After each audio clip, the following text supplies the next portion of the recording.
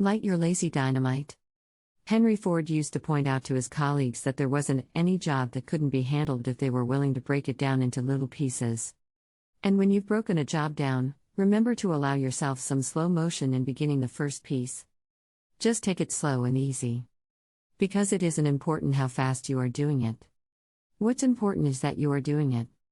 Most of our hardest jobs never seem to get done. The mere thought of doing the whole job, at a high energy level, is frequently too off-putting to allow motivation to occur.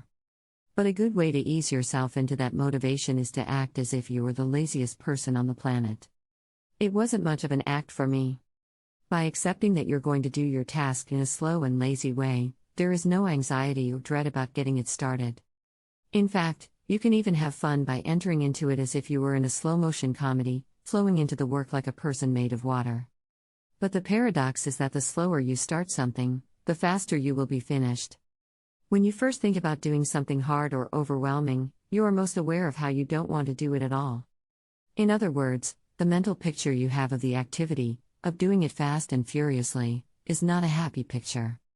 So you think of ways to avoid doing the job altogether. The thought of starting slowly is an easy thought. And doing it slowly allows you to actually start doing it. Therefore it gets finished. Another thing that happens when you flow into a project slowly is that speed will often overtake you without your forcing it. Just as the natural rhythm inside you will get you in sync with what you are doing. You'll be surprised how soon your conscious mind stops forcing the action and your subconscious mind supplies you with easy energy. So take your time. Start out lazy. Soon your tasks will be keeping the slow but persistent rhythm of that hypnotic song on Paul McCartney's Red Rose Speedway album, Oh Lazy Dynamite. The dynamite is living inside you. You don't have to be frenzied about setting it off. It lights just as well to a match struck slowly. Thanks for watching. Please like, share and subscribe.